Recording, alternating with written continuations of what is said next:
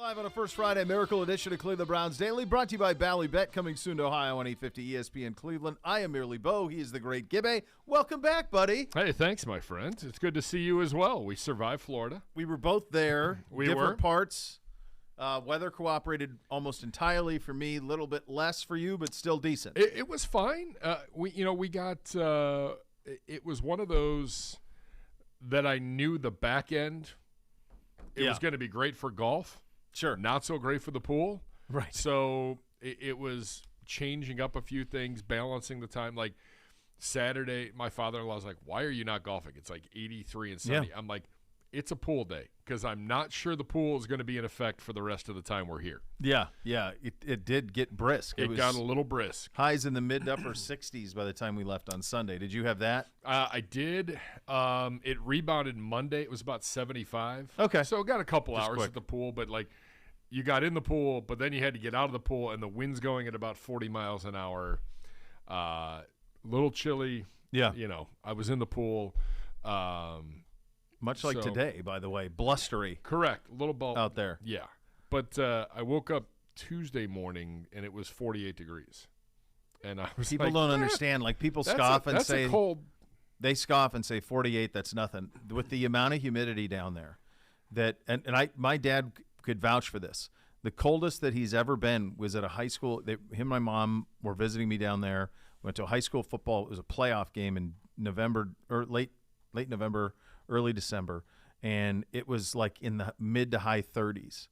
But with that humidity, it's so heavy you can't get warm. No. You're just wet and cold, and you can't get out of it.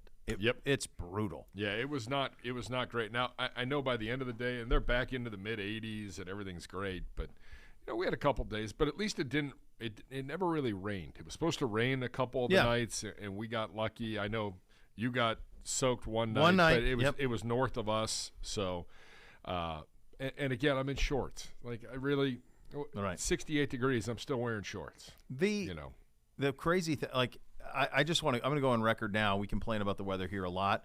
This has been, aside from a 4-day stretch around Christmas, the easiest winter we've ever had. Now, I understand.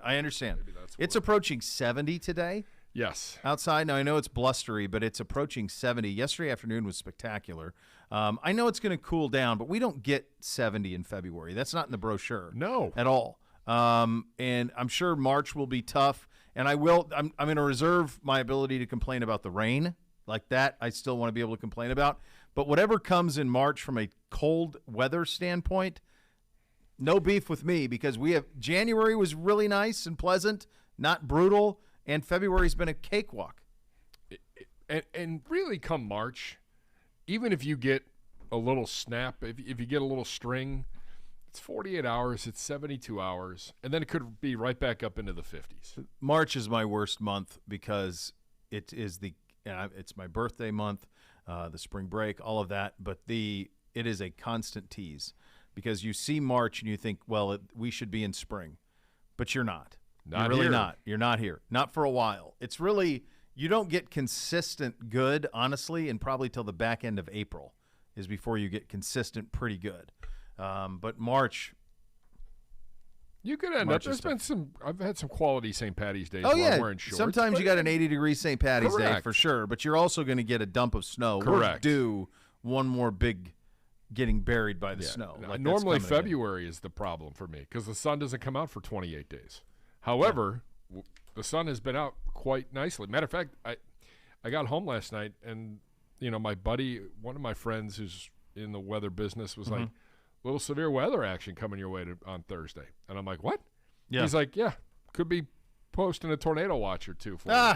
And I'm like, "What?" Oh no, is that real? I go, "Is it really supposed to storm?" And he's like, "Definitely a possibility for severe weather for y'all tomorrow." He goes, "I don't know about that whole."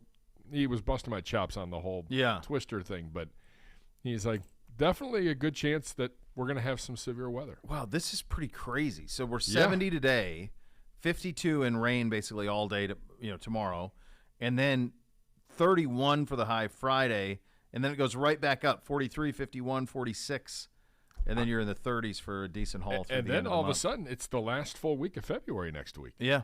Yeah. You've made it to the end, basically. You've done it. Yeah. One other thing that I would say, one quick beef, and I had a flawless airport experience on the way back. Got home 30 minutes early, like pretty amazing. There you go. We always go out west for spring break, and the Great Rock.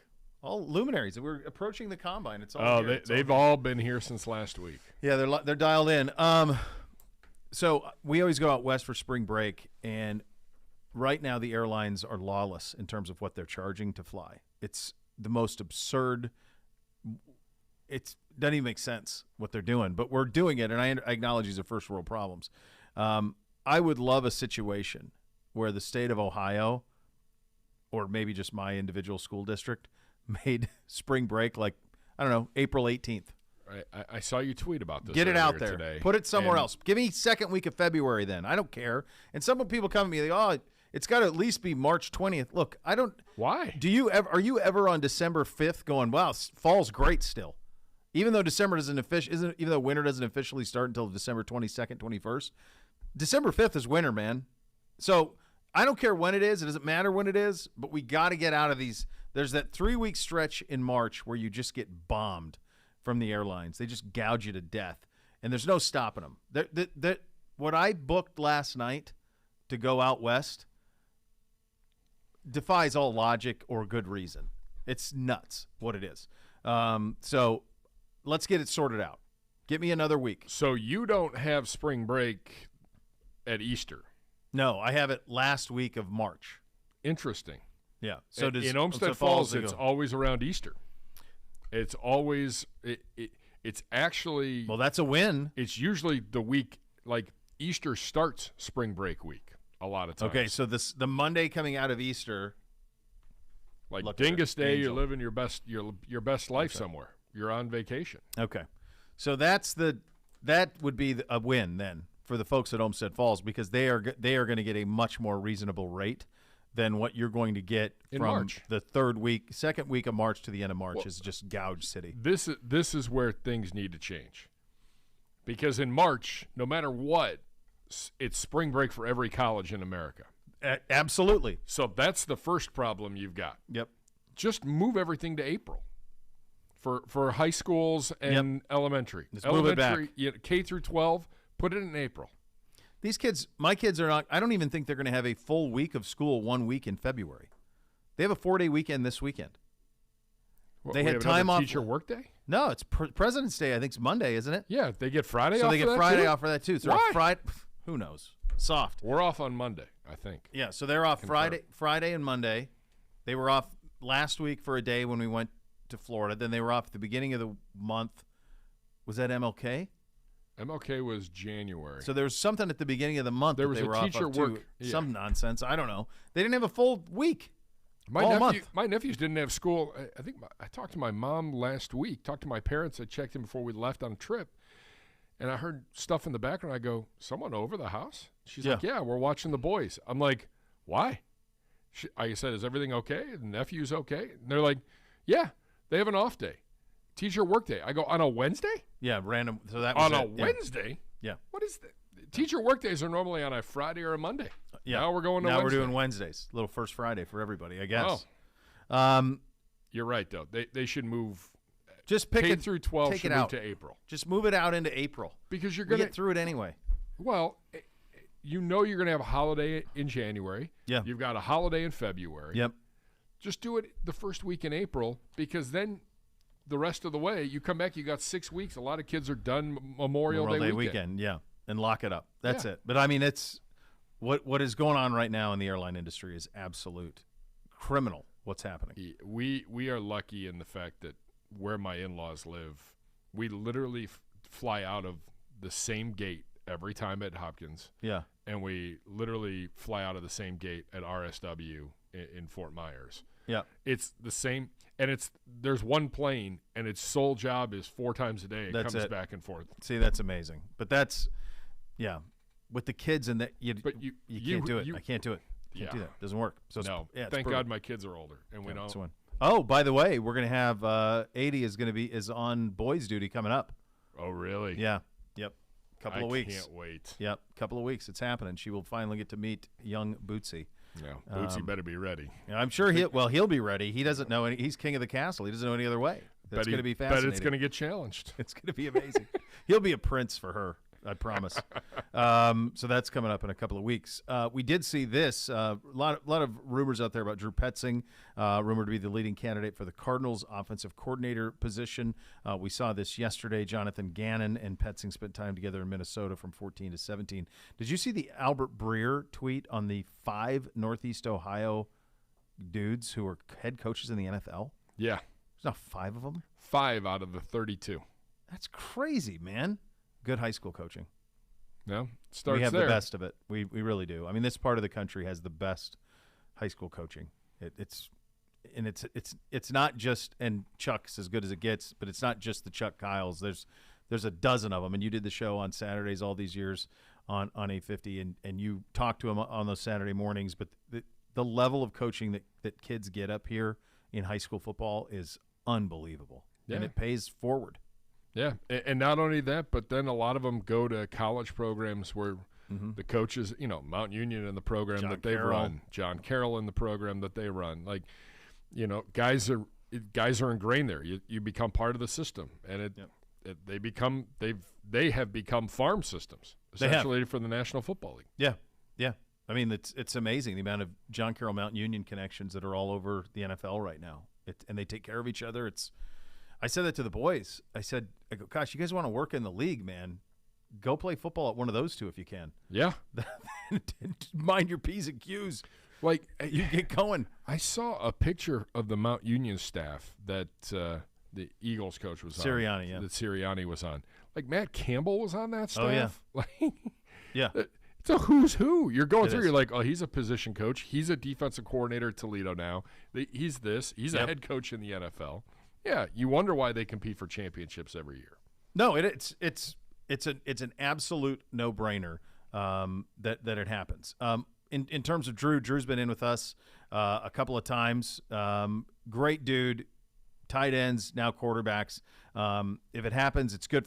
What an opportunity to be an offensive coordinator. That's a big job. If he's able to go get that job, the question would be, what's a replacement? I know that there is a guy who worked with Deshaun a couple of years ago in Houston who would be available to come in. I would think anything that there's familiarity, that would be a win, but who knows? We're a ways out on that. But I would love to see Drew get that job. As much as we'd hate to lose him. Offensive coordinator in the NFL that's an awesome thing. Yeah, offensive coordinator, but you're going to have your hands full. It is. That job's a tough job. Your job is to get Kyler Murray right. Yep. And I feel like that's been maybe a stumbling block for them getting their next head coach. I think very likely is that it's the tough, and I think their cap is tough. No J.J. Watt. Sounds like DeAndre Hopkins isn't going to be there. Their roster's not great, and all of a sudden in a hurry. So yeah, it's a tough job. But I think when you get the opportunity to go from 2 years ago he's a tight ends coach to now being an offensive coordinator in the league. And I think in 2016 he I believe he was our intern. Offensive quality control, or I think like an intern with us under Pettin. Yeah. Life comes at you fast. That's crazy. Really does. Should we call out Zagura right now, or do you want to wait? I'm fine. Yeah. So Gibby and I get a text yesterday that I'd like the day off because it's my anniversary. Do you guys have a problem with that? No, fine, whatever. I landed. I saw the text. I was like, interesting. Yeah. Because Miss K's got a new job, but yes, maybe she already maybe that was something spend that the day with his bride. You would have thought. Like I've already got some plans. Like when you get a new job, you give them a few dates that you already have mapped out. Yeah, yep. So as soon as I came in today, Gibby goes, "He's playing golf, isn't he?" And I said, "Yeah, he is." So I caught him red-handed yesterday. He was texting with the kid, setting up his little golf for today. So when I saw the wind blowing like this, good, great. Yeah, I'm in the Gibby Spite store today on this one. I hope it because is there was open championship conditions. Everything's a stinger. Yep. I hope that you're duffing things. I hope balls are getting lost in the mud in the middle of a fairway. I hope that it is a frustrating day for you, young man. I knew it. Last night after I sent the text, and he sent some little gif of like some guy Yeah. with a golf club. I was like, he's not celebrating an No, anniversary no. today. Now he may tonight. Sure. And the President's Day Yeah. weekend, which would probably be the better chance for that to happen. Yes. But why do you lie to your friends? I thought we were friends. I caught him red-handed. So enjoy your day out there, buddy. Yeah, I hope it sucks. We will go. Lying to your friends? Sad portrayal. It really is sad. Hate to see it. We will go around the league. There's a lot going on around the league. We'll continue our tours through all of the teams in the NFL. We are remaining in the AFC North. Big offseason for the Baltimore Ravens. I think they've already hit it out of the park, sadly, with the hiring of Todd Monken. We will get into that. You have that to look forward to, which is very, very nice. We've got the Joe Thomas presser to look forward to. He had a nice hit with Dan Patrick. He did as well. He spent about 20 minutes with our media today. Their first Oh, chance to that's talk to fun. him. And there was some stuff that you have not heard before. That there's some fun little things. He talks about the whole, the jacket fitting, the ring fitting, and getting the measurements for the bust. Yeah. So I wonder if so. Do they go like current Joe, or I wonder if does he have a choice to go current Joe or player Joe? I believe it's current Joe. So based on what he was talking about in this presser today. I wonder if you have a choice, because some of the guys that are in there are very clearly player faces versus the long hair of Kevin Green was like that. I think like Randy had the dreads. Yep. Or the cornrows. So I think I'd be interested to see, I'm interested to hear what he has to say about all of that. So we're off and running here. It's a First Friday. Cleveland Browns Daily, brought to you by Ballybet. Coming soon to Ohio on 850 ESPN Cleveland.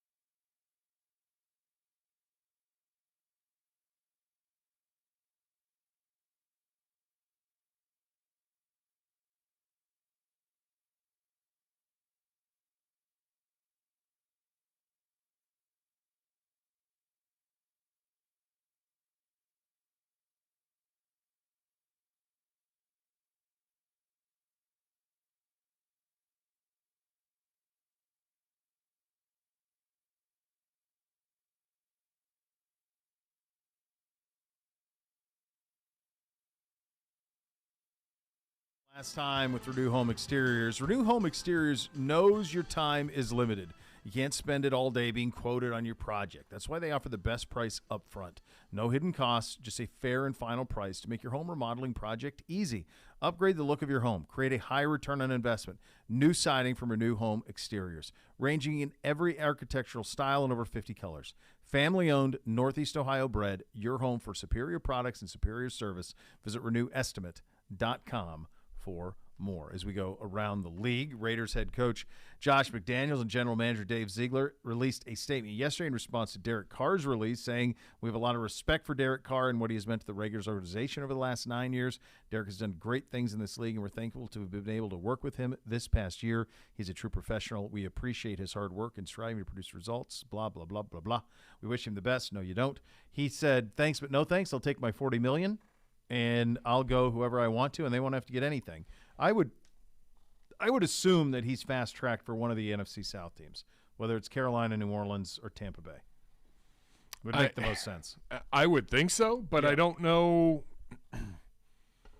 I think they're – and I was talking to Connor about this because, you know, Aaron Rodgers is starting his – I think he's about out of it. Or is he about out of it? I don't figured know. I went out on vacation. So I read way too much about that. So it's the place is apparently in Oregon, okay? There are people who are trained who they claim on the website from birth were taken from birth until for the first 9 years of their life in darkness to train for this. I'm thinking that seems like not great for anybody. No. It's the you kind of go in it. There's pictures of like what it looks like in there. They've got like a bed there. It's not like solitary. You're not Andy Dufresne. Like there's a bed and a pillow and there's a carpet and there's all these things that you can kind of cruise on. But allegedly he went in the day after the Super Bowl. So if he did 4 days, he ought to be about done. Yeah. It's crazy. So you're saying wait on him? I'm wondering, and I'm interested to see what happens with Miami. I really think the dominoes could start in fall with the Dolphins. And that's in 2 weeks. We'll be at the NFL Combine. We'll have probably a little bit better idea. But I know Tua is cleared from his concussion, his latest one. But what is the future of Tua? And if you have the opportunity while the window's open to go get it, because I think Aaron Rodgers and the coach in Miami might hit it off all right. Yeah, it feels like they would. I mean, that's the best probably football position for him, them or the Jets, in terms of the roster. But he's in the snake pit of the AFC. I mean, I don't know how you felt watching the Super Bowl, but the feeling I got coming out of it was, viewing it through our eyes, was I don't even care who's playing defensive tackle. I need 1,000 weapons. Yeah. Like, get me two great receivers. Like, to me, if you can't score 35 or 38, Mahomes scored 38 points in, I think, 21 minutes of possession of the football. That's the standard. You want to win the Lombardi, which is what we're all trying to do, you've got to score 5 touchdowns. You have to have enough weapons. Buffalo didn't have enough defensively to stop Cincinnati. Cincinnati stopped themselves against Kansas City because it easily could have been Cincinnati and Philly playing in the Super Bowl. Yeah. But both of those offenses, Cincinnati and Kansas City, they're elite. You have to be elite. You have got to give Deshaun Watson weapons aplenty to be able to combat that Kansas City machine. Because guess what? They're all just going to get better. Sky Moore's a rookie. They're all kids. They have draft capital. They're going to continue to pour it into it. They will get better and better offensively. They're all going to be more familiar in the system. The last touchdown he threw to Sky Moore lined up on the wrong side, and Mahomes basically was like, "Oh, blanket, you'll run the route anyway. Just do it over there." And they did it, and he scored. So they're on another level, and that was my big takeaway. So, like, if you think about it, if you're Rodgers or Carr, Rodgers obviously better, but either one, why would you want to go into that AFC mess and try to get out of that thing alive? The NFC is really winnable. Washington's not that far off. I know they said they're going to go with Sam Howell, but like if Rodgers is really? I can't imagine that. But like if Carr was on Washington with McLaurin and some of their weapons, I would not want to be in the AFC. If I could avoid it, I would. I think there's a lot of I mean, the Rams don't have the salary cap. No, I don't know what they've got several going teams on. in a mess. They made a deal with the devil and they won, but now they got to pay the price. Correct. Seattle maybe could be a possibility. I mean, maybe they're a dark horse for Aaron Rodgers. And I just saw Luck and Fora saying that there's at least one general manager came out of Super Bowl week saying that he's convinced the Bears are going to deal Justin Fields. So that's involved. There's a lot of the combine's going to be fascinating, not from our perspective because we don't pick till the second round, so we're kind of in a wait and see spot. Sure. But from a league business standpoint, it's going to be very interesting to see like how some of this stuff is being talked about around the league. And at the height of that is these dominoes with Rodgers and then Carr and what happens at the top of the draft. Because I would think that the Bears would want to know what they're doing at the top of the draft by the combine. They'd want to know if they're picking number 1 overall or they're going to pick 4th. So you got 2 weeks. Well, and I think outside of that NFC South, there's a lot more quarterback openings in the AFC, unfortunately. Well, the rosters are better. We just mentioned 2 of them. Yeah. In Miami and New York, if you put a big-time quarterback in either one of those spots, and Tua is when he's healthy, I don't know if that you could really bet on him when you're in the win-now position they're in. Correct. They feel like they got to go. Is Belichick going to make a run? We ain't doing anything with Mac Jones. That's what I'm saying. That's open. I guess Pittsburgh feels good about Kenny Pickett. Maybe. We had Brooke Pryor on yesterday, and I think I came away thinking that and she's dialed in, would anybody – it's very possible that there are people who have talked themselves into Pickett being better than I think that he is. Yeah. Like, or that he had some sort of great season because he was clutch in a couple of games. He really didn't. He didn't have a great season. I think it was 7 touchdowns, 9 picks, or 7 and 11, something like that. He was only over a 70% passer, I think, once or twice, only over 250 yards 3 times. Like, he was not that. And if you don't have – I mean, it's why we did the deal for Deshaun. Because we just went through a season where we saw Joe Burrow elevate Cincinnati to a Super Bowl appearance. You knew you were going to have to deal with Mahomes. You knew you were going to have to deal with Allen. You got to deal with Lawrence. If you don't have one of these guys, you don't have anything. So, and now it's like if you don't have one of these guys, because nobody's Mahomes. He's on a different level. He's in a different stratosphere. So if you don't have him and you have one of these other guys, you better give them all the weapons in the world to be able to combat it. And my hope is with Carr and with Rodgers, I think Carr, it's much more straightforward that he could go NFC. That's easy. I think Rodgers is more difficult because I don't know if the Packers would trade him to the NFC. Would they want to make somebody a contender? I don't know. He was always bitter that the 49ers didn't draft him. So everybody says 49ers for him, but they got 2 guys already, and they're not going to I don't know that Green Bay's got Love. Like, would they want Lance? I don't even know what that would look like. So I don't know where he lands. He's not going to be in the NFC North. The only real logical place would be the NFC South, but then the question becomes, will Green Bay deal him to the NFC? Yeah, and that's you mentioned Raiders too is another one. The Raiders. So quarterback. You have Rodgers, you have Carr, you have Lamar Jackson.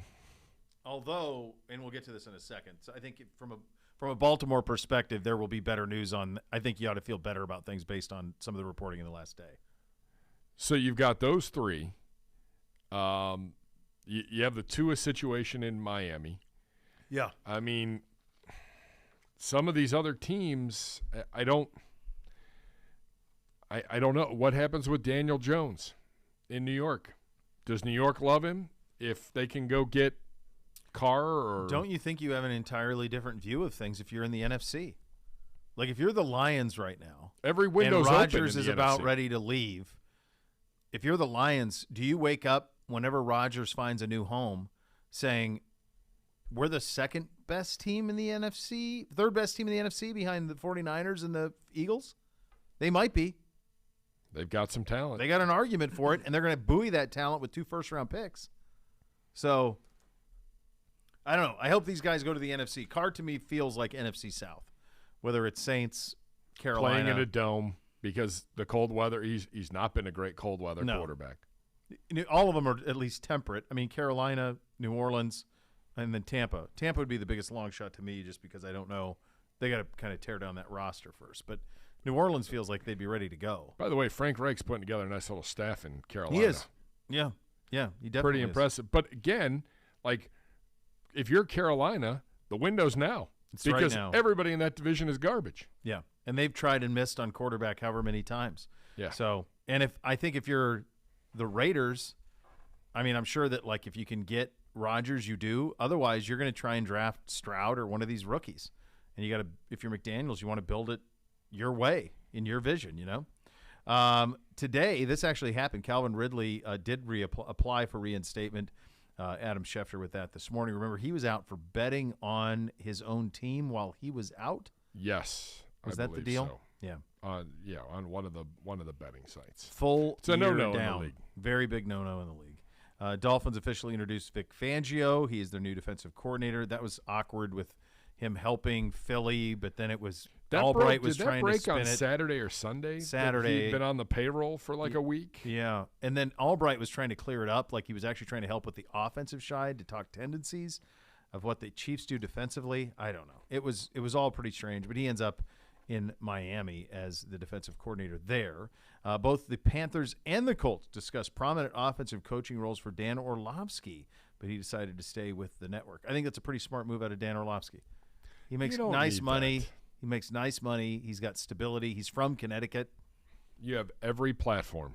You're on every ESPN platform. You're doing a little college football on Saturdays. You have a nice little thing going there. Nice little NFL gig during the week, couple hours a day. Yeah, it's pretty good. Maybe you got to do an all-day Little car Get Up. wash once a week on Get Up. Like, you're Yeah, living it's your not bad. best life. Why do you want to go? Yeah. Don't become a coach. And go on this every 3 years looking for a new home. Yeah. Eagles quarterback Jalen Hurts says he's not ready to discuss possible long-term deal days after the Super Bowl loss during his locker room clean-out session. That was yesterday. He said there will be a day when the conversation can be had, but today isn't that day. He's a second-round pick, so he's only got got a 4-year deal. So he's got next year will be his third year. I Right. believe. Hold on. He's in the same draft class as Burrow. So it'll be his fourth year. So this is it. Yeah. Didn't he finish second to Burrow in the Heisman? I think so. I don't know. I think LSU beat Oklahoma in the national semifinal. I can't remember if that was the Kyler team, if that was the Hurts team. I'm pretty sure it was the Hurts team that got to the college football. They both made the playoff, but I think it was the Hurts team. Hurts signed a 4-year contract with the Eagles As a second rounder. Yeah. Mm-hmm. But I'm pretty sure that he's the same. I think he's going into his fourth year. Yeah, Same draft this is class it. as Burrow. Yeah. Yeah. So, but this is it for him. Yeah. Yeah. So- There's no fifth year. There's not. Yeah. They could franchise him. I don't even know. He can play. He could big time play. That's for sure. It's one of the great stories, honestly, in the history of football. What everything that happened and how it all worked out for him and what he's become. They're not going to screw it up. Philly's not going to screw it up. Whatever they need to get done, they'll get done. And I can't imagine They've them got not some being big there long term. decisions to make there. Like, Well, they're going here's to lose the- some guys too. They are. I mean, a lot of their defense from Reddick, and I'm sure they'll lose Miles Sanders. But I think, the thing about Philly, they've always – I mean, the whole time I've paid attention to the league, people have always wanted to go play for the Eagles. They've always done well in free agency. I mean, they had that – remember they had that dream team with Vic when they had Nnamdi Asomugha and all those Sure. guys came in? Like, people have always wanted to play in Philly. Yeah. So I mean, offensively, they're loaded. They have weapons. Goes Yeah. back to Well, what we were weapons, talking well, about with you the have to have Chiefs them. and the teams in the AFC. They have the weapons offensively that they can take a hit defensively, and they're going to put up points. Yeah. I thought that was, probably the second or third full game of theirs I watched. I thought their approach was fascinating, how basically every series of plays was a 4-down series because they're automatic on short yardage. So, like, 3rd and 4 to them is really like 2nd and 4. Like it's a totally different approach because of that rugby play they have. It's unstoppable. Wondering if the league if that will still be around. I think at the very least you got to stop the pushing from behind stuff. Yeah. I mean, that's at the very least that's got to be done. This was funny. The Juju Bradbury. By the way, I was so I tip the biggest hat you can tip to James Bradbury for saying, no, I held him. Like, with the refs blew it, blah, blah, blah. He goes, no, I did it. I was hoping they wouldn't call me, but I did it. Like, he owned it. So then Juju goes at him. I thought A.J. Brown put him in a body bag. A.J. Brown said enough is enough. I know that. Thanks for Patrick coming. Mahomes got in late, and he's kind of like a trump card that you can't trump. But I looked at the entire back and forth between starting with Juju and A.J. and then eventually Mahomes. I thought A.J. Brown won. At one point, he called Juju Smith-Schuster TikTok boy. He said, "You're nothing without Mahomes. You're on a 1-year contract." Like, just smoked Juju Smith-Schuster. So I thought A.J. Brown kind of won the thing. This was the A.J. Brown total thing. Yeah. First off, congratulations. Y'all deserve it. This is lame. You was on the way out of the league before Mahomes resurrected your career on your 1-year deal, TikTok boy. He admitted that he grabbed you, but don't act like you're like that or ever was, but congratulations again. He's not wrong. And the only reason, by the way, that J.J. Smith-Schuster played in that game is because he got $1 million if he played 50% of the snaps. Yeah. Like, he hadn't played most of the playoffs because he'd been hurt. Well, all of a sudden, he's out there on every play. Now, he made some big plays in the second half. He had 6 catches, I think. But don't let it kid you. There were financial reasons for him playing in that Super Bowl. Yeah. No, there were. I thought Brown kind of won the day. All right, we'll continue our tour, staying in the AFC North. We're on the Baltimore Ravens. 10-7 last year were the Ratbirds. They've got a new offensive coordinator. It's a guy we know very well, and apparently it's a guy that Lamar Jackson likes a lot. So we'll get to all of that coming up next. You'll listen to Cleveland Browns Daily, brought to you by Ballybet. Coming soon to Ohio on 850 ESPN Cleveland.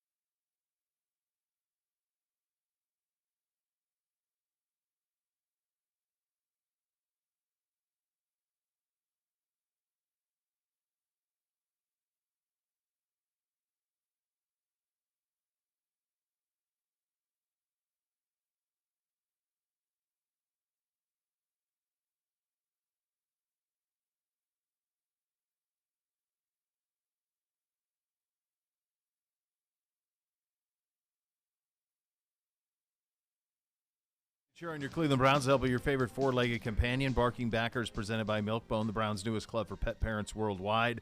Sign up today at barkingbackers.com. Barking Backers, the fan club for dogs. Our AFC North offseason opponent breakdown continues with a look at the Baltimore Ravens. 10-7 a year ago, second in the AFC North. Much like we did the Steelers yesterday at 9-8. How in the hell do they go 10-7? Lamar how many games did he play? And they were with Huntley for a lot of it. It didn't matter. They somehow go 9-7. Harbaugh is in his 15th season. He's 147-95 all time. We split with them. We won in Baltimore. They beat us here on December 17th. The final league rankings for Baltimore, their offense was 16th, second in rushing, 28th in passing. Their defense was 9th, third in rushing, 26th in passing. Turnover differentials +4. Lamar Jackson just 22-42, 17 touchdowns, 764 on the ground, added 3 touchdowns. Mark Andrews was their leading receiver. Justin Houston led the team with 9.5 sacks. Patrick Queen led the team with 117 tackles. They are a team that, quite frankly, it's at a point they've had these injuries with Lamar the last couple of years. They're at a point where a new contract needs to be done by him. I've always wondered if there was more problems there than ever, but when they announced the Todd Monken hiring yesterday, a lot of the reporting coming out of Baltimore is, in fact, from John Harbaugh, was that Lamar Jackson was heavily involved in the hiring of Todd Monken. It's who he wanted, which, as we were sitting here yesterday going, Todd's the last guy that I want in Baltimore calling ball plays for Lamar. So to me, that's a home run from the Baltimore side of it would be what Todd will do there. Beyond Lamar, they have Marcus Peters is a free agent, Justin Houston as well, Jason Pierre-Paul on the defensive end. They need big-time weapons on offense to join that foray, but it starts and stops with Lamar. And I was reading something out of Pukeville that the Squealers might go after Marcus Peters. That makes sense. Makes sense.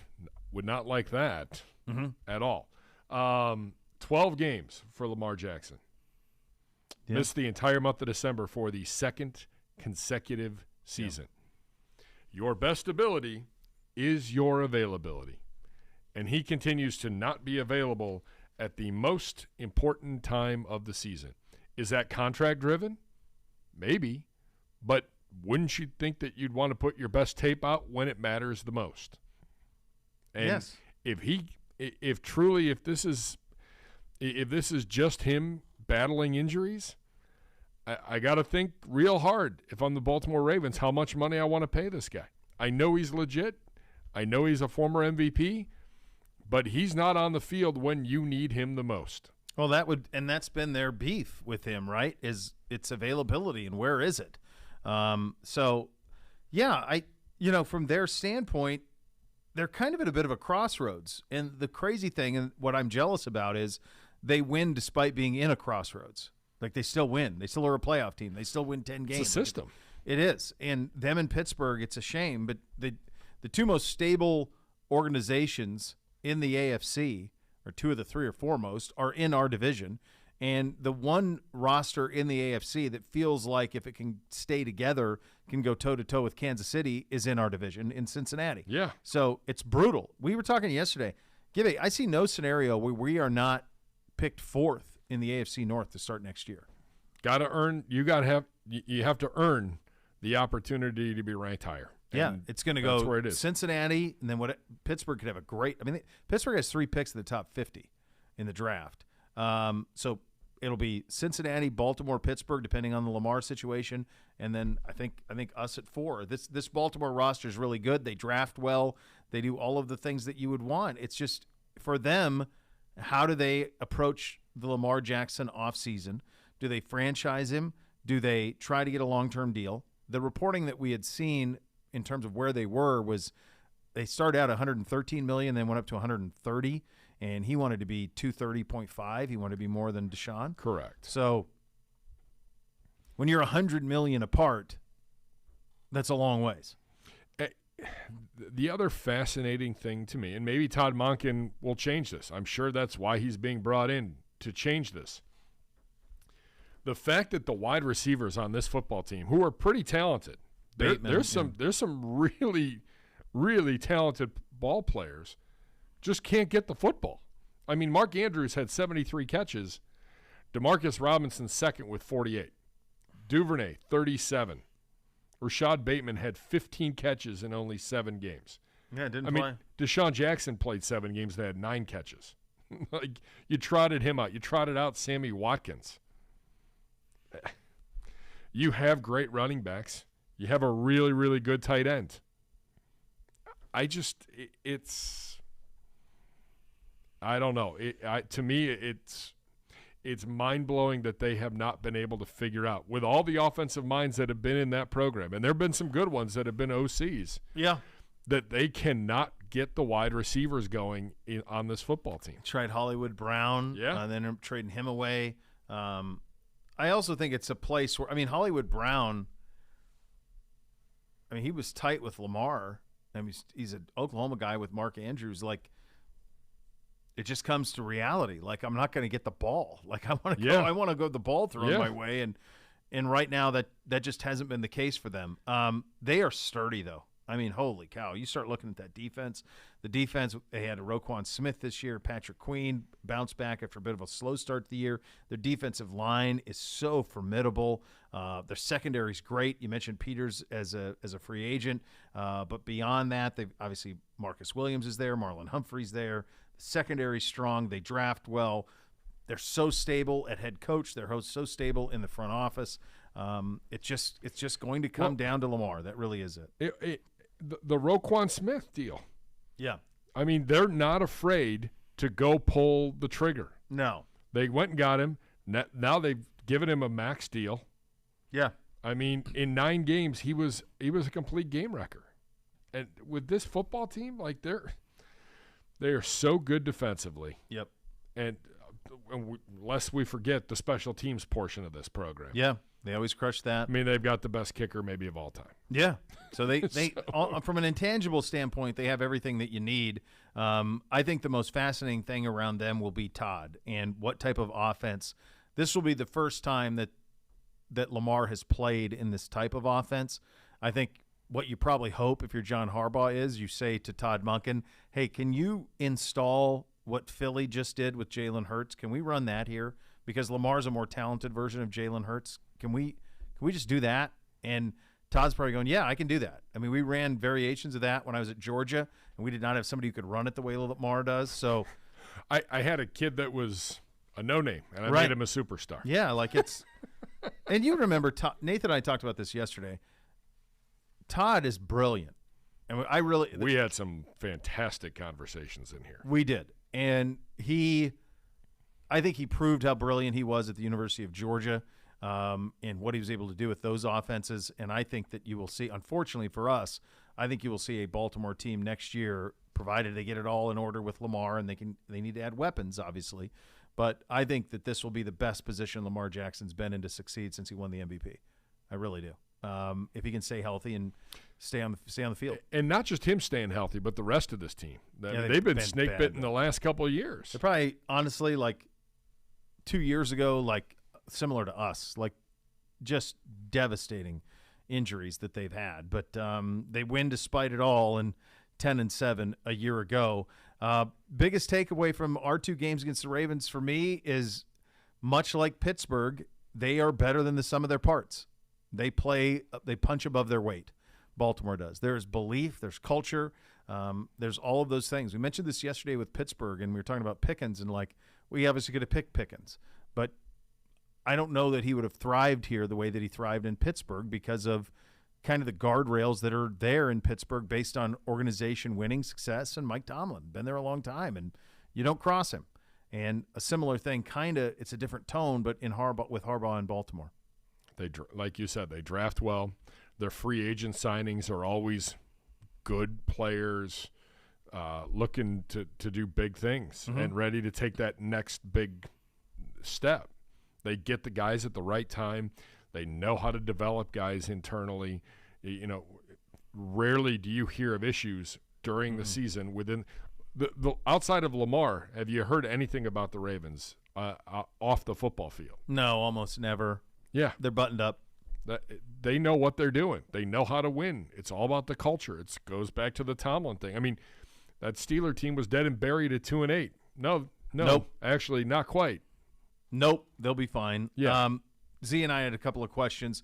Biggest question for this team this offseason, it's just Lamar and weapons. Yeah. Whether that's through the draft, free agency. You have if you're going to participate in the AFC right now, 35 points a game to win the AFC. That's where you need to be. You have to be able to score that amount of points. That's what it's going to take to beat Kansas City and Buffalo and Cincinnati for the next, and maybe even Jacksonville as well by the time they get humming. If you could pick one player off of Baltimore to become a Brown, who would you take? You get one player off of Baltimore to be a Cleveland Brown. Well, I It'd be hard not to take Marcus Williams, wouldn't it? To put him next to Delpit, and then you got a free safety over top who can center fielder like that would do it. I like Roquan too. Yeah, for sure. I mean, as a thumper. Yeah. Are we talking about guys that are going to be free? No. You can pick anybody. Like yesterday, I would. We obviously went T.J. Watt, but like, I'd love to have George Pickens. Give me weapons. I'd love to have George Pickens on this team. Yeah, absolutely. Mark Andrews would be interesting too, with two tight ends and Chief and Andrews and two elite pass catchers. I feel like Coach Stefanski could have some fun with that. Well, who's the is it Duvernay? Who's the speedster? Yeah, Devin Duvernay. He just hasn't done anything yet, but he is that guy. He's the burner. No wide receiver's done anything in this program. No, it's true. No, nobody has. And then what would be your perfect uniform that you have not seen them wear? They've worn a lot of them. They wear the all black. They have the purple over white. The purple, or when they come out with the purple unis. Yeah. It's pretty awesome. Yeah. It's like the old New York Giants when they come out in the blue and they've got the red, white, the Giants. Yeah. It's one of those striking uniforms. Yeah. It's the best stadium in the NFL. It is. It's awesome. I hate to say that, but from a road standpoint, it's the best environment. It's the best sight lines. Now, I hear that we're going up top eventually when they renovate, but I think from a fan it is, though, too. I think it's the way that they built the thing. It's really perfect. Fans are right on top of you. Yeah, it's great. It's hard to beat it. Everything that they do there is great, and they're so nice. 30 minutes before kick, Ozzie Newsome comes in, gives you a big hug. How you doing? Like, hugs everybody in the booth. If he doesn't know you, he shakes your hand, and just classy. And it sucks. It's because they're us. But I will say this, like, there was a time where playing the Ravens was like, well, this is going to be 2 losses. Yeah. And it wasn't too far ago that was the case. It's not the case anymore. We have caught up to the Ravens, and we are competitive with the Ravens. Yeah. I mean, you won one. You could have made the argument that you were in it on that second one, in the early game in October. Yeah, for sure. It's one of those things where, with them in Pittsburgh, like, you've caught them, but they're not who you're trying to catch anymore. Yeah. Now you got to catch Cincinnati. The only reason why you've caught them but haven't been able to leapfrog them is the culture. That's it, because that's where it shouldn't be there. Yeah. They wore one that I know that it was panned over there, but I just had never seen anything quite like it, where they had the black hat. I want to say they had a purple jersey and like a yellow pant that played off of like because they have a little bit of that goldish color in their uniform. They used that color on a pant. They wore them once, and I know a lot of people didn't like them, but I thought they were pretty solid. There's not a whole lot. They kind of they've done everything that you can do. They have all different.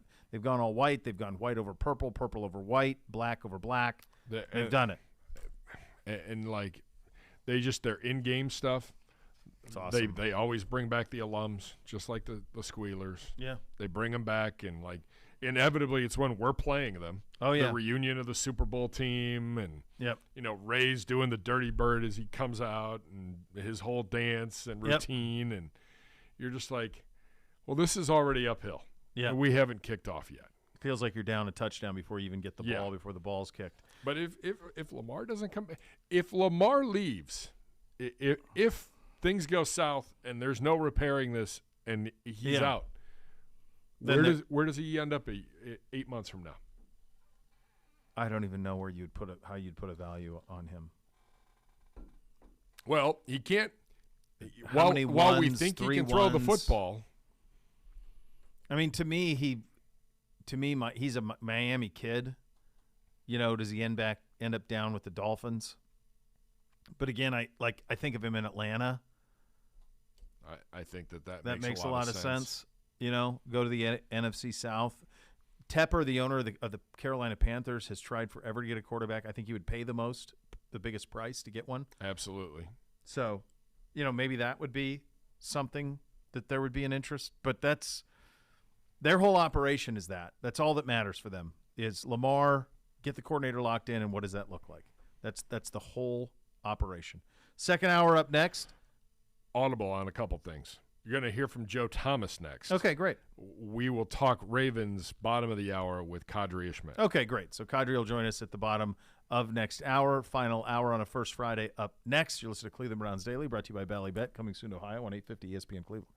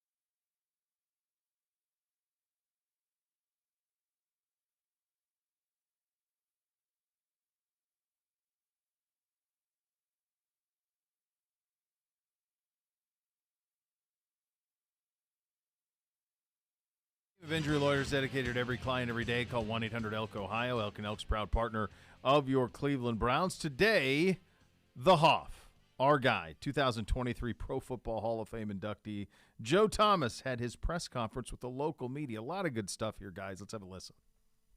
Hey, Joe, how you doing, man?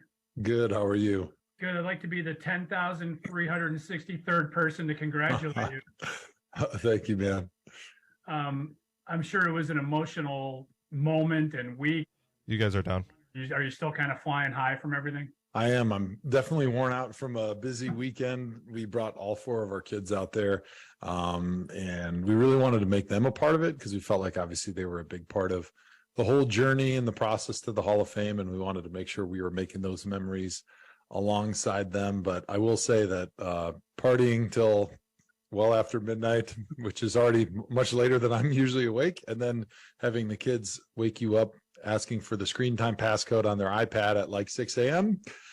Made for not a lot of sleep and a lot of tired eyes on the flight back from Phoenix yesterday. Yeah, it'll be good training for the summer for you.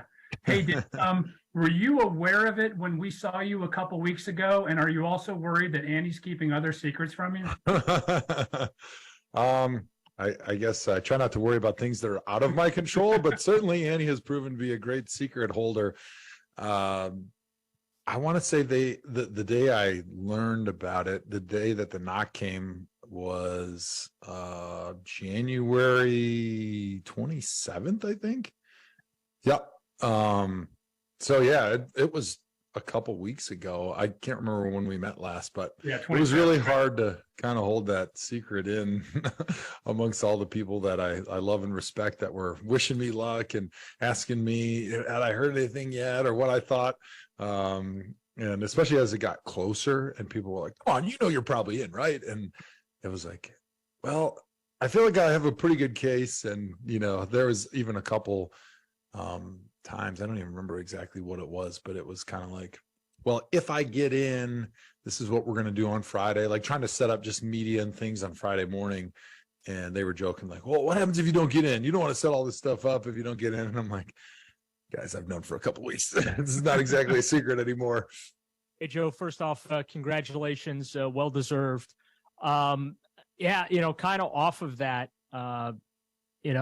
how, I guess, overwhelming has it been the last couple of days? I imagine the phone calls, the text messages, the DMs have really blown up. Just what has been the reception and the outpouring of support that you've received since it was announced? Yeah, it's been incredible. I've never had so many text messages in my inbox. Usually I'm the type of person that tries to be really responsive and get back to people within 24 hours. That's kind of what I try to do is as long as I have my phone or I'm, not hunting in the woods, and then I don't want to talk to anybody. But I usually try to get back to everybody. But the first night I had over 300 messages when I started responding. And then by the time I spent like 2.5 hours responding, I was back over 300. And then I realized I was missing like important things like, oh, here's your tickets for the Super Bowl. This is what time you have to be there for the shuttle tomorrow. And then I realized, okay, I really need to prioritize rather than just going in order. I need to like kind of sift through these messages and find out, all right, what are the things that I have to know for tomorrow? And then try to get back to those and then get back to everybody else, hopefully by the time I get back to Wisconsin. So, it's certainly been a little bit overwhelming emotionally at times, walking up onto the stage Friday afternoon for the Merlin Olsen luncheon when they announce us as Hall of Famers. And there's like 70 Hall of Famers that are back and they're all in their gold jackets and they announce your name. They show the knock video and all of a sudden you see, 80 legends of the game. Many of the faces that were guys that you cheered for and that you idolized as a kid, they're standing up and they're clapping for you. And you have to walk up onto the stage and you get asked a question. Remember my knees just crumbling and going weak. And I was just so overwhelmed with emotion in that moment that I lost like dexterity and the ability to think of what I was trying to say. And I probably didn't say anything that made any sense in that moment, but it's one of many overwhelming emotional moments that I had in the last week. You've had so many teammates over the years. I know we joke about the quarterback thing often. I think I saw you spend some time with Colt McCoy recently. I'm just kind of curious, because some of those guys, they just weren't here long enough for you really to Yeah. have any type of a meaningful relationship with them. But I am kind of curious, how many of those guys have you kept in touch with over the years, and how many have, reached out to congratulate you and thank you for keeping their blind side clean? Sure. Yeah, there's actually been a ton of them that have reached out since the announcement happened on Thursday night. And I think that's one of the cool parts of being inducted to the Hall of Fame is you start hearing from a lot of guys that maybe you haven't heard from in a while. And it triggers a lot of cool memories from your time together. Maybe it wasn't always on the field on Sundays with a win, but it was memories in the locker room or the weight room, or maybe a dinner that you went to with them and their wife. Or like with me and Colt, we became such good friends because we're both kind of country boys, and we'd spend the off season hunting and fishing together. And then our wives became good friends. And him being the backup quarterback for the Cardinals this season, he was like a mile down the road from where we had our rental house last weekend. And so my oldest daughter, Logan, turned 10 on Friday, and they threw a birthday party for her because we both have 4 kids that are pretty similar in age.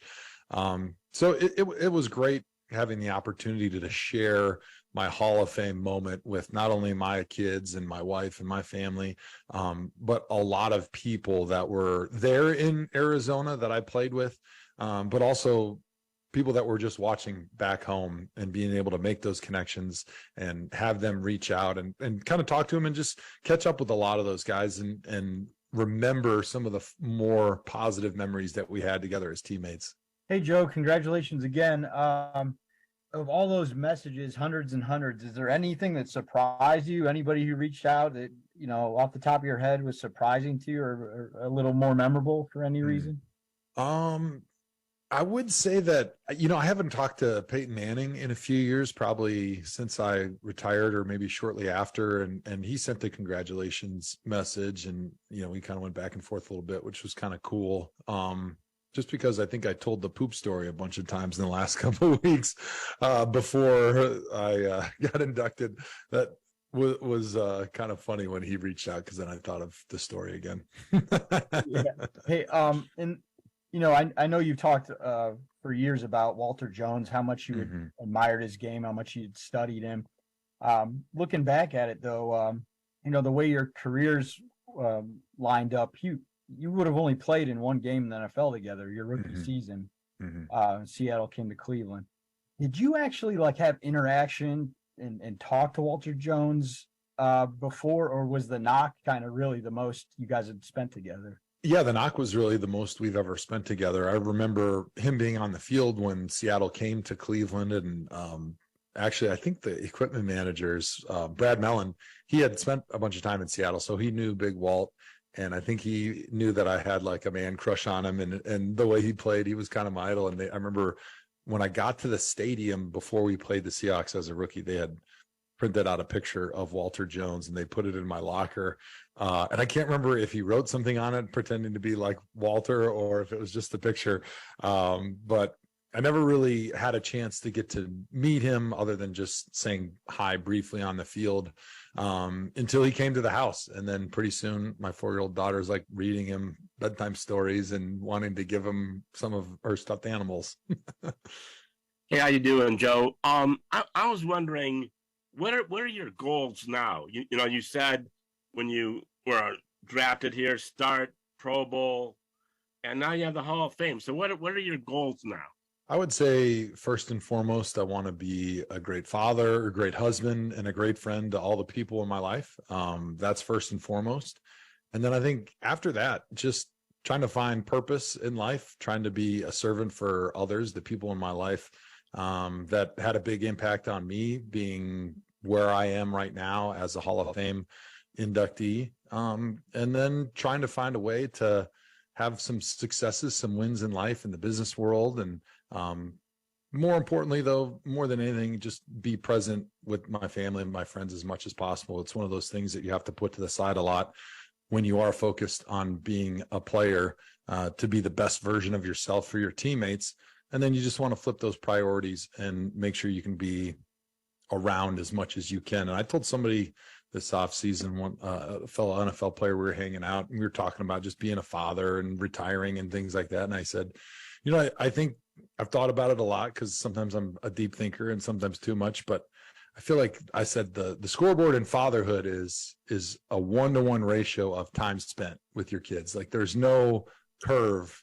There's no grading on a curve like, oh, well, you were here for this, but not that. Like, because you never know when those special moments are going to be with your kids that they remember. Like I had my kids at the Super Bowl in a suite for the Hall of Fame this past weekend. They probably won't remember 1 second of it. But you know what? If I go pick them up from school and we drive home and all of a sudden something comes up and we have a meaningful conversation, that might be something they remember the rest of their life. So for me, just being there as much as I possibly can, because you never know when those moments are going to happen. Yeah, I'm with you on that because I have 3 kids and now 4 grandchildren. How have you made that transition, Joe, from playing, and you're still connected, of course, with NFL Network and all, but you've made a transition smoother, it seems, than some veterans. How have you done that?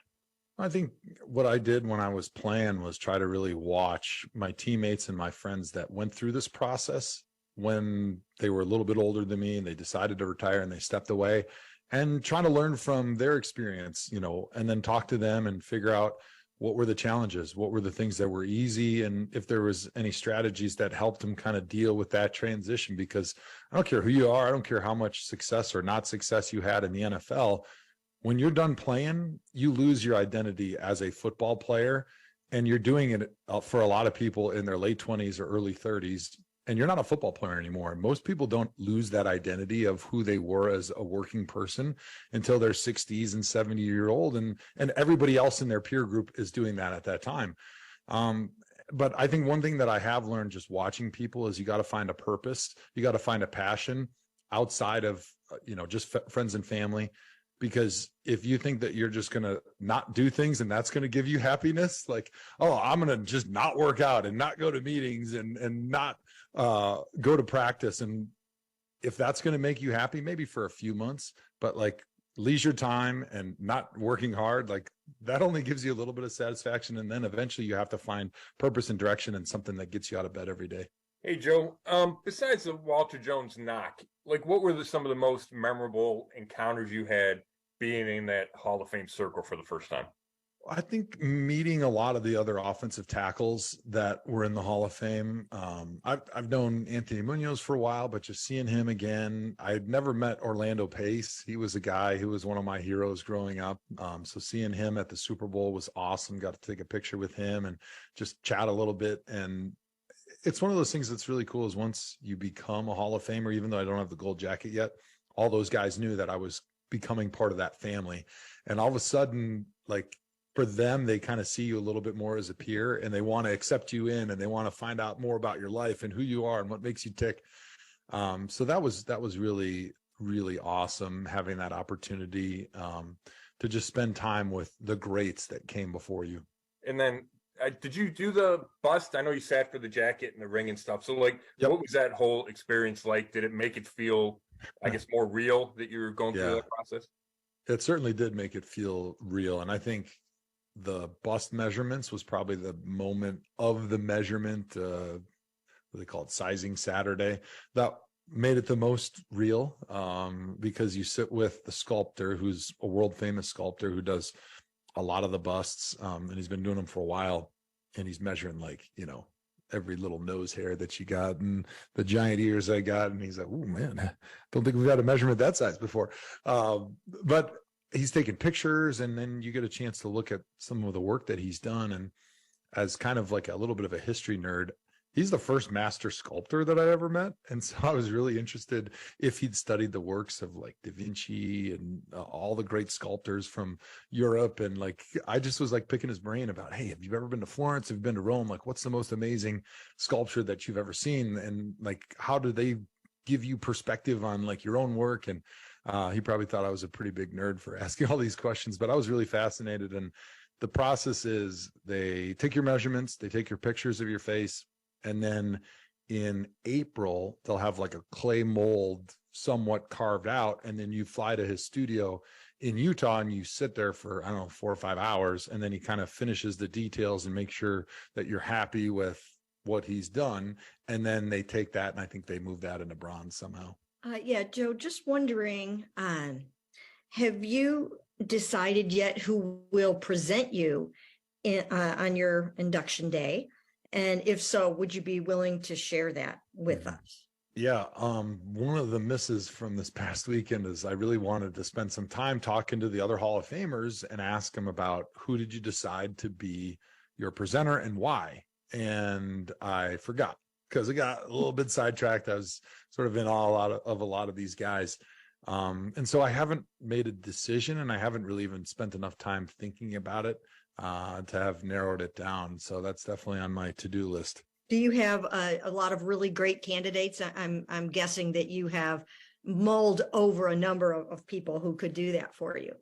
Yeah, it's crazy, Mary Kay. I haven't really thought about it all that much. And I know for some guys, the few guys that I've talked to about it, it was really obvious because they had one person that was in their life, their entire NFL career, whether it be like an owner or a coach or like sometimes a teammate or a friend. And it was sort of a no-brainer for them. But for a guy that had 9 offensive coordinators and 2 owners and 6 head coaches and like a revolving door of quarterbacks, I've had a lot of people that have touched my life and have been a huge part of this journey for me. But so I think that makes it a little challenging to kind of narrow it down and figure out who's that one person that I want to make sure is presenting me and that I would be the most excited about having up on stage. Maybe all 20 quarterbacks could each say one sentence. Well, I think somebody told me that Billy Manziel would be a great candidate because certainly the people in Cleveland would love to hear from him. Sure. Thanks, Joe. Hey, Joe, congratulations. Nice to meet you over Zoom. I just wanted to ask, obviously, this has probably been in the back of your mind for years. I just wonder when the knock actually came and you find out you're going in, were the emotions like what you expected they would be for you? Or was it something that was, much more overwhelming or emotional than you could have imagined before it actually happened? It was a lot more emotional and overwhelming than I expected because the knock caught me off guard. I wasn't prepared at all. I assumed wrongly that the knock would come pretty close to the Super Bowl because I figured that they wanted to keep the window of time between telling guys and the actual announcement as short as possible so that it doesn't leak out. And so my wife did a great job kind of setting us up, and my kids didn't know, I didn't know. And so when it happened, it caught me off guard. And I'm glad it happened like that, because I think if they would have done it in the old style where they bring you to the Super Bowl, they put you in a hotel room and you're sitting there, like I felt comfortable with my resume. I know some guys talk about how nerve-wracking it is and things like that, but like I felt good about what I had done as an NFL player to be eligible for the Hall of Fame. Now, you never know for sure, like what's going to happen. But I think if you would have said, hey, within the next 4 hours, they're going to tell you, I probably wouldn't have been as excited or as emotional. But the fact that I was caught off guard, Walter Jones was standing at my door and my kids were there and saw him first because they thought that their friends were at the door.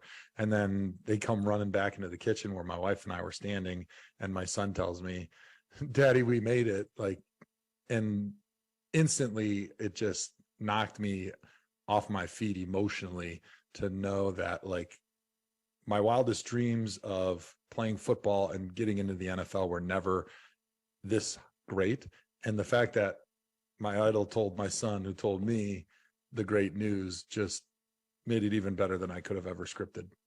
And I know that video the Browns tweeted out that I think your wife took of, and you can hear your son's excitement and saying, you made it. I mean, fans have just latched onto that so much, but for you, how cool was that to see your kids get that excited about that moment? That was really cool. I mean, I think I've seen it like 100 times and I still get emotional. And I don't know, like anybody who's a parent, they understand, especially now that I'm retired and I spend so much time with them. It's like, like for them to have emotion 30 here, Bo, makes it so much more special for me, because you try to tell them stuff all day long and they don't listen to anything. And like, you're like, hey, we're going to go back to Cleveland and they're going to announce Daddy in the Legends Club. That's really cool. And they're like, yeah, whatever, Dad. And then I'm like, all right, got to find something that's cool. Hey, I'm on the Titan games with The Rock. Maui, you guys love that show. They're like, yeah, we don't care. And then all of a sudden, like there was something they get excited about. I think that as a parent, like kind of made it a little bit overwhelming. You guys are up. Great stuff with Joe and the beat. Obviously, they know him very well, and he's very comfortable with them. That was really cool. Yeah, some new things Yeah. coming out there. From talking about the behind the scenes stuff in the days right after everything went down. I mean, it's been a whirlwind. You could tell he's still trying to catch up on some sleep here. Yeah, I think and they do it. They did it. So this is the first time we'd thought about it, but it was. They used to do. They'd bring all the guys who were up, and they'd bring them to a hotel room, and they'd go knock on the doors. Yep. Dave Baker would walk around and go to all the doors, and is this the second year? I didn't pay attention last year because the Hoff wasn't involved, so I didn't pay attention to the knocks like I did in previous. I don't know. Like, did How long Peyton Manning Baker's go not in been 21 or 20? Well, that was the coat. Remember, Manning was in the double class because they didn't do it because of COVID, so he went in 21. 21 and 20 went in together. Did he have Dave Baker do it? So he was at the stadium. He was at the Broncos. Oh, that's stadium. Right. So that's and been a couple of years. So we've out. been doing this for. Yeah. So I think the thing that's most shocking to me is how many people were in the know on who got in and who didn't, and nothing ever got leaked out. Yeah, it's a pretty stellar job by everyone to not all know involved till Thursday that it didn't get leaked. Yeah, because it had been known for a while, by a couple of weeks at least since it all happened. And knowing Joe, I mean, for him to get that news at his home would be where he would want to get that news. Yeah. So it's. I mean, cool. that's and by the way, like a couple of our video guys, were talking, and they had gotten some photos and videos from family that were at the house. Like it became a big family party that Friday night. Yeah, when he awesome. found out. So like it wasn't just like him and his wife and like number one, his kids kept it quiet. Yeah, it's amazing. Like there was a party at the Joe Thomas household that night. Yeah, and everybody kept it quiet. Just truly amazing all the way around. He one other thing I was gonna mention, the Walter Jones stuff is really cool. Walter played at Florida State, and I remember meeting him on several occasions when he would come back for stuff, and just so revered in the way that Joe revered him. I thought was really cool. That group with Pace, who's a Buckeye, Sandusky, and all of that. Anthony Munoz, who's a Bengals legend. I mean, there's a lot of ties in there that make it all pretty special. I thought it was interesting that he said, once you're in, you get looked at much differently from the people that are already in. Like, oh my gosh, it's just such an exclusive. It's an elite. I don't know if you can compare the Heisman fraternity to it. Well, it's different because the Heisman, we look back on some of the people who have won the Heisman almost dubious. Like, really? How'd they win it? There's none of that. There's none of that in the Pro Football Hall of Fame. Like, the process is so locked up. It's so buttoned up. The best of the best get in. It matters even more. The first ballot guys, like to go in on the first ballot, that's a big deal. Like Chris Carter didn't go in on the first ballot. Like it's hard to be a first ballot guy and to be a lock, stock, lock. I'm walking in on the first time I'm up. That's really cool. It's really cool stuff for one of the best guys too. We were talking about the Baltimore Ravens a little bit earlier in the show. Cadre Ishmael will join us on their offseason, what they are hoping Todd Monken can do for them. How do they add weapons? That's coming up next. You listen to Cleveland Browns Daily, brought to you by Ballybet, coming soon to Ohio on 850 ESPN Cleveland.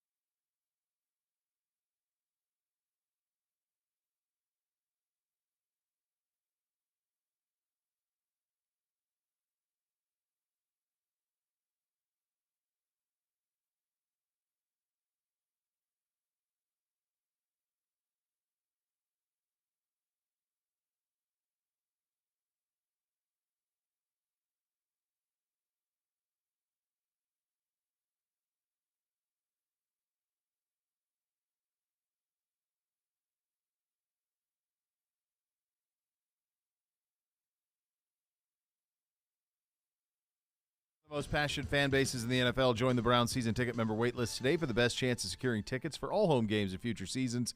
Don't miss out. Go to clevelandbrowns.com/tickets or call 440-891-5050 to reserve your spot today. And with that, we head out on the Twisted Tea hotline for a visit with our good buddy Cadre Ishmael, of course, Super Bowl champion with the Ravens, NFL analyst and co-host of Purple pregame postgame show on WJZ TV in Baltimore. Cadre, thanks for taking the time. Let's just start here.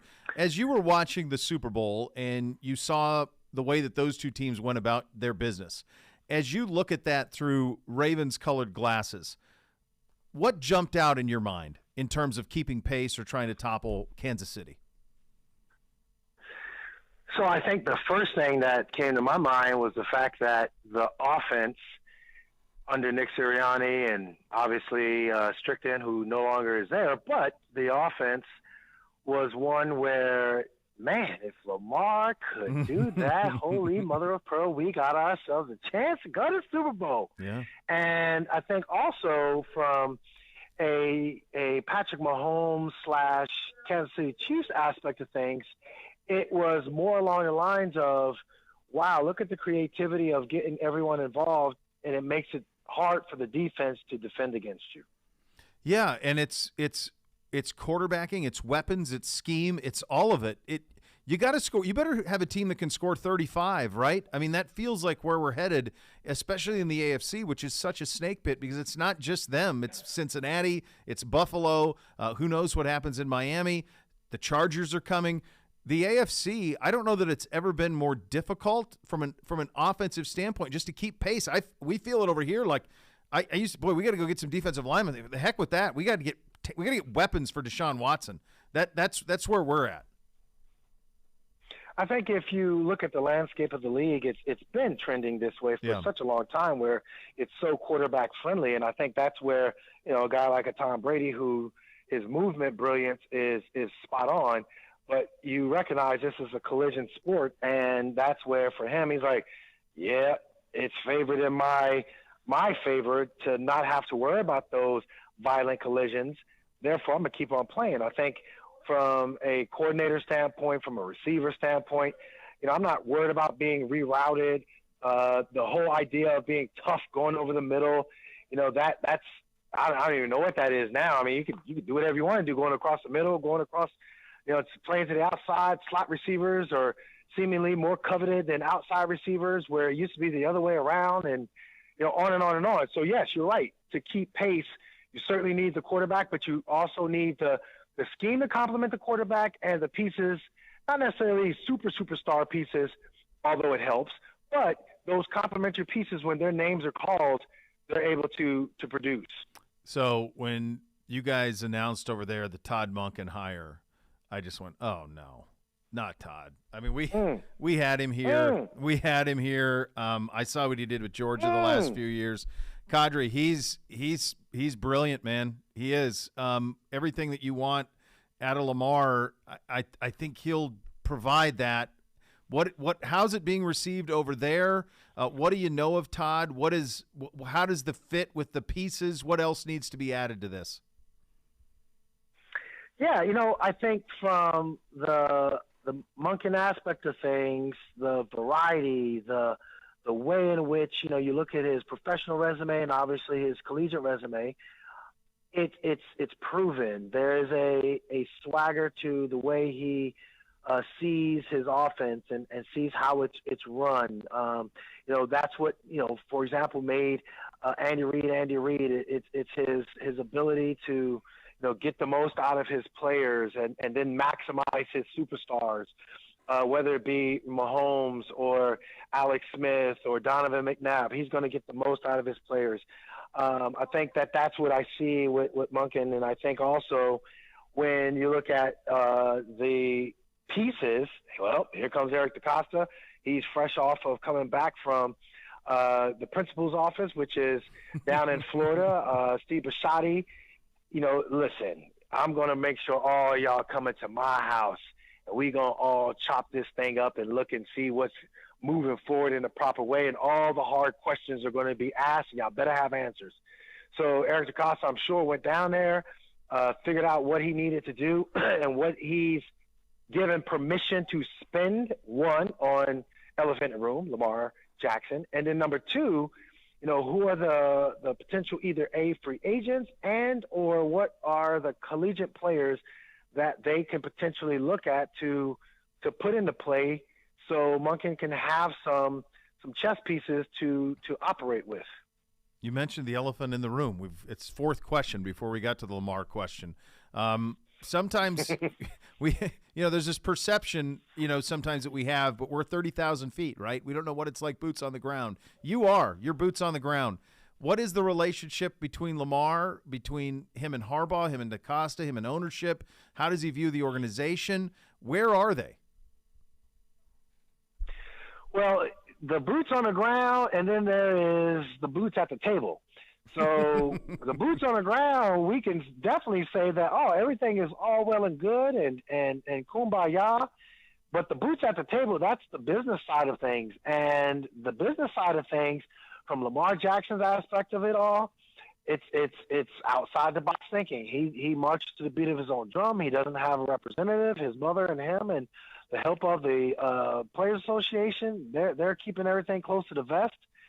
There are no, our people or his people or their source or this source. I mean, as a matter of fact, it is so outside the box, and everyone is trying to break the story that it's comical to some of us here locally, because there are these national reporters that are used to being fed stuff by agents. Mm-hmm. Because they're not getting any information. All you're hearing is like, well, Lamar is the perfect candidate to be traded to Miami. Hey. You know what will happen? Lamar can go down not only to Atlanta. Atlanta has the picks. Oh, my God. That would be awesome. Eric DaCosta needs to get it done. Hey, here are some of the guarantees that we know about Lamar Jackson. The reality of it is you don't know jack diddly doo-doo. So sit back, relax. Just like the rest of us, where our boots are on the ground, we know that this is a situation where Lamar, sure, he was a little bit cryptic when it came to some of his social media, but all the young dudes they all have that way of speaking through their social media in a roundabout way. So it seems like things are going positive. It seems like the Ravens are going to be heading for what is going to be a franchise tagging, and we'll take it from there. That's my boots on the ground, and it's glass half full. Well, and yeah, I mean, you listen to some of the Harbaugh comments, and unless I misread, he was they consulted him on the Todd Monken hire, and so he does have some. I think you bring up a great point though. Like, without the agent in the middle of it, it's the lack of information that I think people run amok with, right? I mean, I think you nailed it on that front, because no one has any information because there isn't anybody in the middle. And sometimes that can lead to hard feelings too, I imagine, Cadre. Well, I think, professionally speaking, it's hard feelings for the insiders, because the insiders are that's their job, that's their lifeblood. And now all of a sudden it's been taken away from them. And so you really don't know. Now, there's some other outliers that are going to come into play that it will be very interesting. The likes of a Jalen Hurts, the Herbert, the Burrows of the world, all those guys, there's some stud quarterbacks too. And they're going to be one piece of the pie of that salary cap that just went up for their respective teams. And so you got to figure out, if you're an owner, do I have that money to put it in the escrow and make it happen?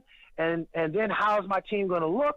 Those are all questions. But when it comes back over to Lamar Jackson, I mean, that's further leverage, seeing as though those names outside of Jalen Hurts, those other names didn't necessarily deliver on what they were as far as getting their teams to the ultimate, which is the Super Bowl. They're franchise quarterbacks, no question about it.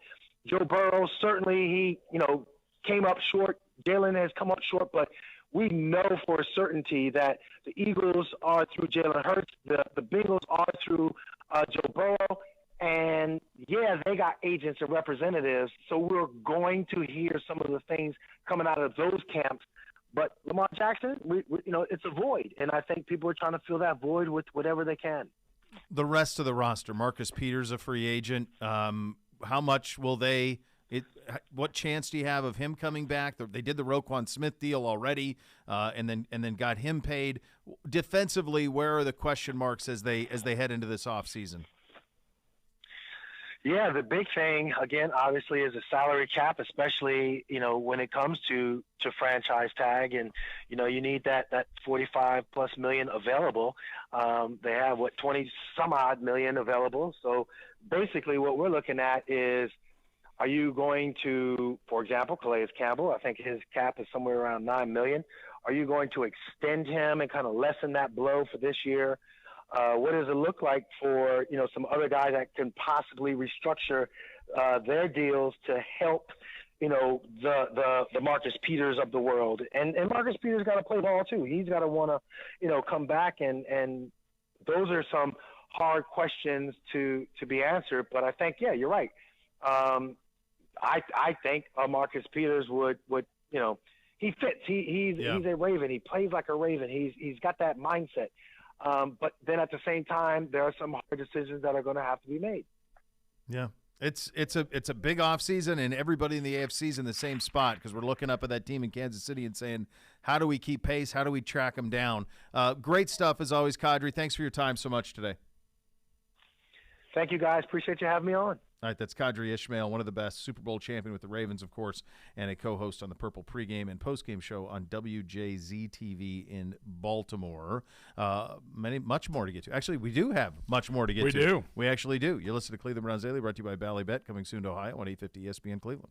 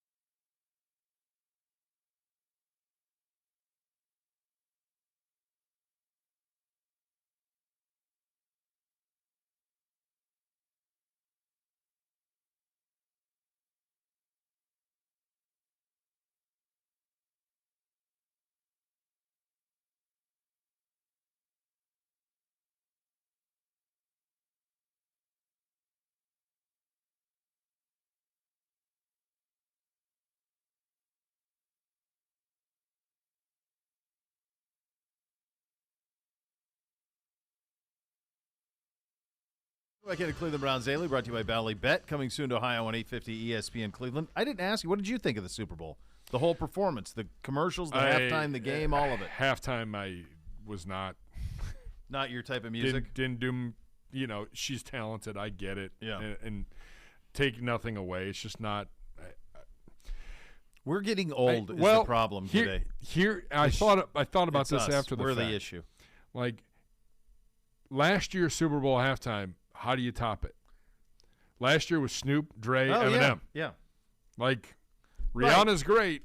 Yeah. But that's, like, maybe the expectations were set at a ridiculous high level for me. You were never going to beat Snoop and Dre and Eminem and 50 Cent and Mary J. Blige. Like, that just was never in L.A. Like, you're just not going to get that. So, like, I guess I forgot how many hits she had, like how many of her songs I was familiar with. There were a ton of them. And then I was unnerved by the fact that even with a cable, with her pregnant, that she was up that far in the air made me nervous. You've seen the video of the person who kind of fell on their backside up there. And I guess they were tethered too, like the people up there. But like the whole thing made me nervous, like standing on those things. And at one point she's singing and that platform's moving. I'm going, this is nuts, man. Like, get off of that thing. Well, and I'm always looking forward to the surprise music guest. Yeah, like somebody popping in, and she didn't do that. There was nothing. Well, she could have had Drake or Jay-Z, like she'd worked with both of them in the past, but I obviously decided against it. So I thought it was fine. I wasn't wowed. Yeah. I thought it was long. I mean, halftime was, I think I had it at like 42 minutes by the time they kicked off. What again. Andy Reid didn't let his guys, I'll bench you if you go watch. Yeah. Yeah.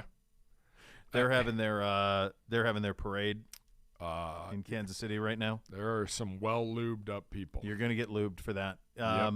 I think Apex Super Bowl parade is probably always going to be Tampa Bay's on the boats with Brady slinging the trophy to Gronk and all of that.